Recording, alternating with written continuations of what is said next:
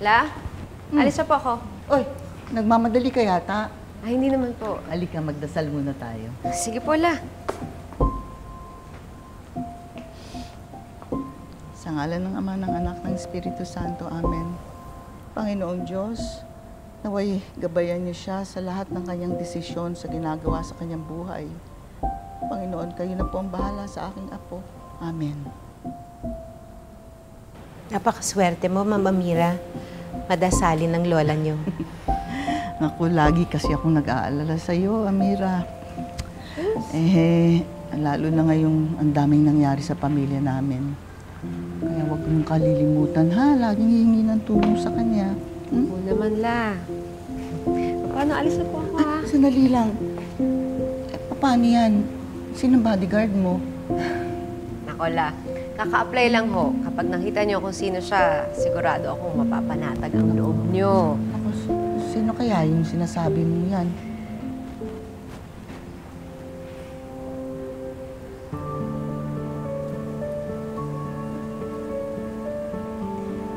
Ano? Ay, Magandang araw po, Lola. Ano, Mira, saan tayo? sandali. Itong bago mong bodyguard, ha? Pansamantala lang po. Ay, naku, Amira. Gawin mo ng permanente to, ha? Tama ka. Ngayon, mas panatag ang loob ko. Oh, sige, ha? Ay, siguraduhin mo, ha? Hindi malalagay sa pahamak yung aking apo. Posible po yun, Lola. Mas madalas ko nang makikita ang anak na nakapatay sa'yo, mahal ko. Pag-usapan natin ito para mo ng awa kami. Tara po! Chef!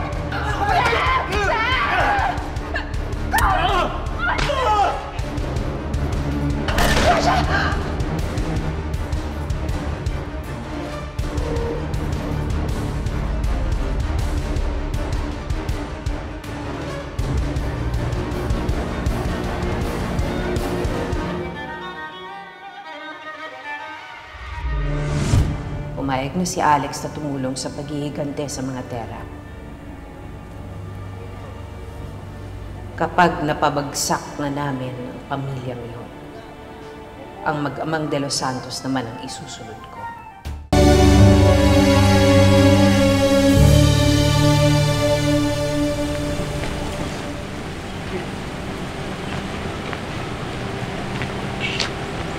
Alex, kanina ka pa namin nahanap doon.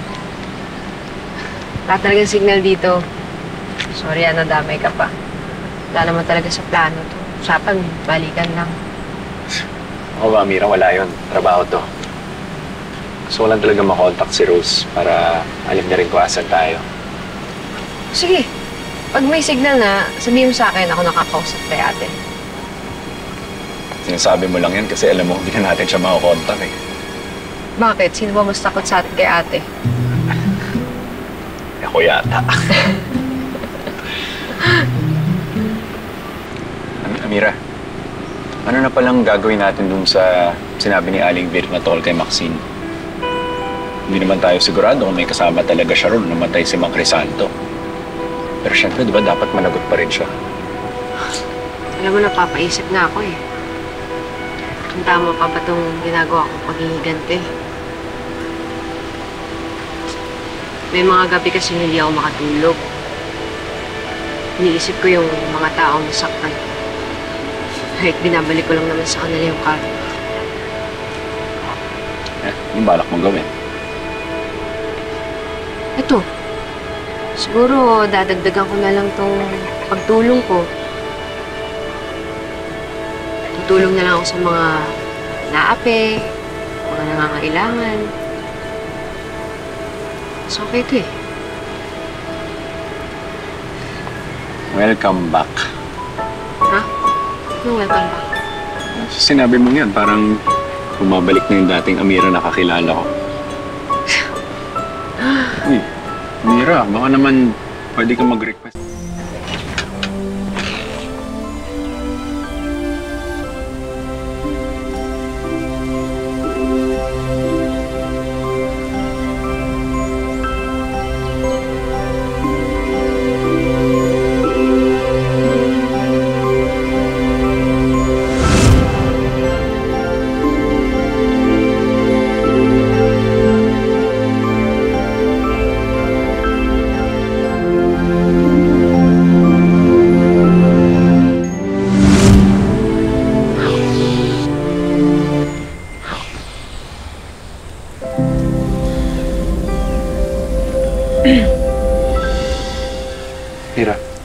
Problema ba? Wala. Wala. Gusto mo ng kape? Magtitimpla ako. Sige.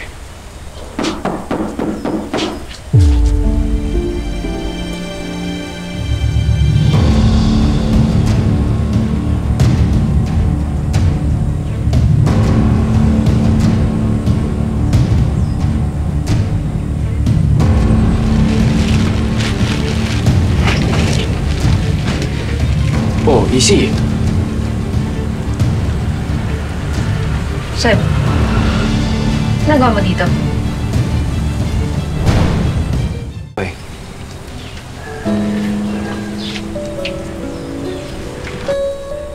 Jewel! Hello! Do you remember me?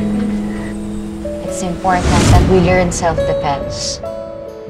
Kailangan natin ipakita din sa kanila that us girls can also be strong. Are you strong? Yes, I'm strong. Ako rin.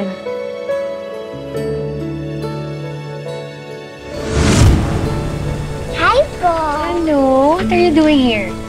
Sabi po ni Daddy, there are sick people here. Kaya I wanted to help. Oh, ang dami niyo namang dala. Sinama po ako ni Daddy sa pagbili ng groceries.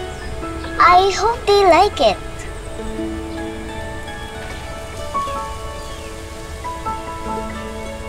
Kasing laki na siguro ni Jewel ang anak ko kung nabuhay lang siya.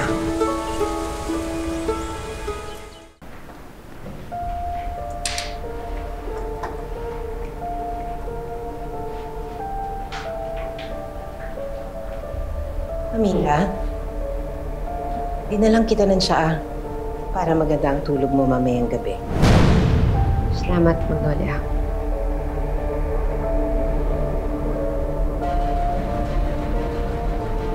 Iniisip mo pa rin ba ang kaplastika na ginawa ni Seb? Magnolia naman. Kahit noon pa man sa Crazy Five, siya lang nakitaan ko ng kahit konting konsensya.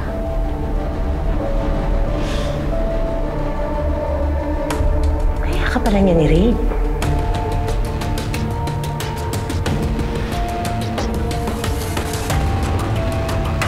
Hindi ko makakalimutan ang kapabuyang ginawa niya sa akin.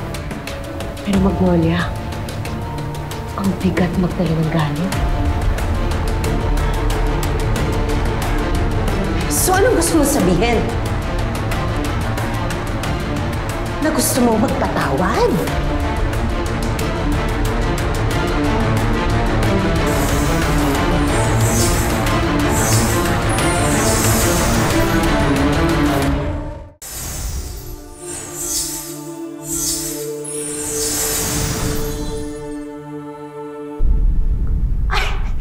Bakit hindi tayo magtawag ng media? I-announce natin sa lahat ng mga masasamang tao na pwede ka na nilang abusuhin. Ha? Di ganun yun, Magnolia. So anong gusto mo? Tandaan mo, Amira.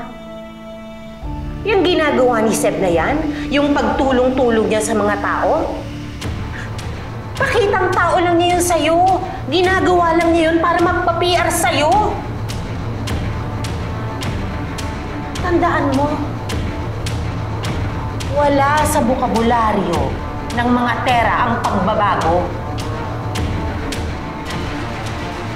At isa pa,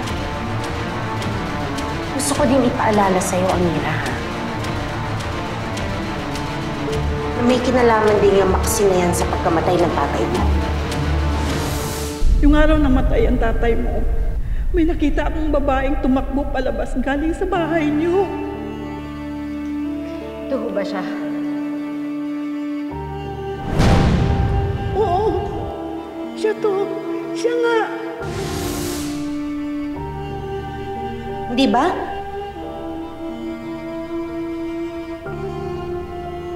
Sige. Ubusin mo na lang yan siya mo. At bukas na lang tayong dalawa mag-usap.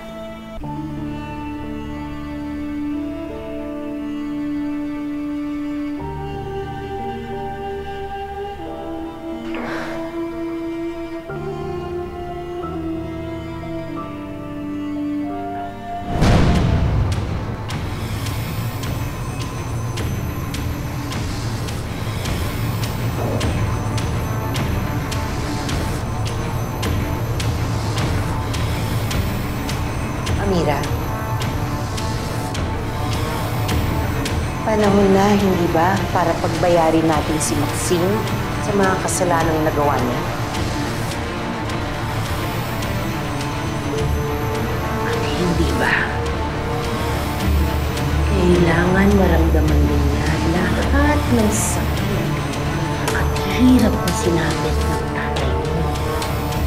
Yun din ang gagawin mo sa kanya, hindi ba, Mira?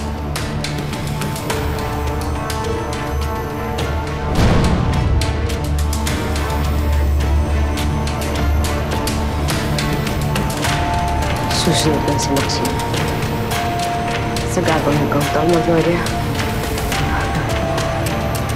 Sigurado kong masisira ang buhay niya.